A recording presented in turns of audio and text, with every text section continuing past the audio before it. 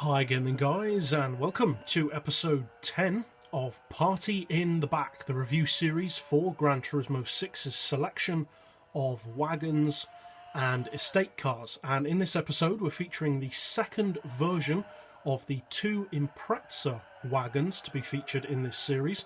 We've already featured, of course, the year 2000 model, but how much difference can there really be within 1 year of production between the 2000 model and the 99? Well, as it turns out, a lot of difference, because the cars are completely different to each other. The year 2000 model is fairly eye-catching, quite sleek, has more power, more torque, and is the more obvious choice of the two for a competitive high-performance wagon. However, this car is more understated. It has more of a hard-working mule kind of look to it, with the roof racks and the less glitzy, glamorous image, more of an outback-looking kind of car, the kind of car which you'd expect to see on a farm, even.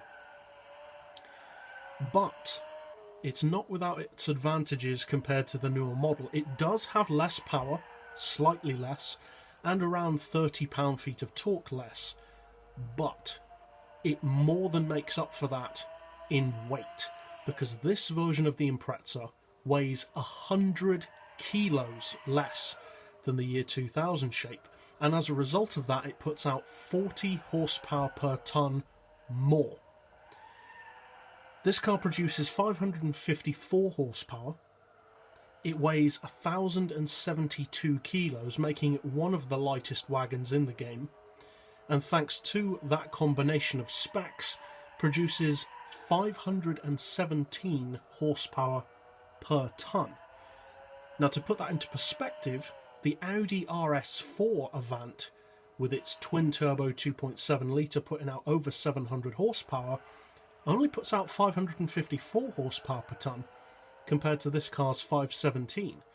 So considering how much less power this car has, and how much less impressive it is and less obvious of a choice when compared to the RS4, it's not that far behind the RS4 or many of its other rivals for that matter. One major advantage of this model is, as with many of the Japanese wagons, its value for money. It's a very cheap car. It costs just under 30,000 credits, and for that you get a vehicle which sits at 565 pp with a 2 litre turbocharged boxer engine, all-wheel drive, and pretty much all the advantages of Subaru's legendary, by this point, rallying exploits, the only difference being that this one has a slightly bigger boot.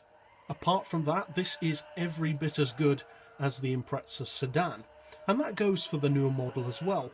But as a pure competition machine and a driver's car, I have to say this version, in my opinion, is superior to the newer model. The newer model does have slightly more power, slightly more torque, but it's not significantly faster in a straight line, especially in terms of top speed, and around the track, it's quite simply not as good. This car's ultra-low weight makes it maneuver, or allows it to maneuver, in such a precise and controlled way. It can rival vehicles well beyond just the wagon class. It's a fantastic estate car. Now, in a straight line, it does have its drawbacks, particularly top end, as most, if not all, of the Japanese wagons do suffer from that issue.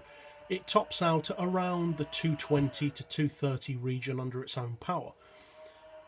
But as I've mentioned before in some episodes in different series, there are very few tracks where that really means anything.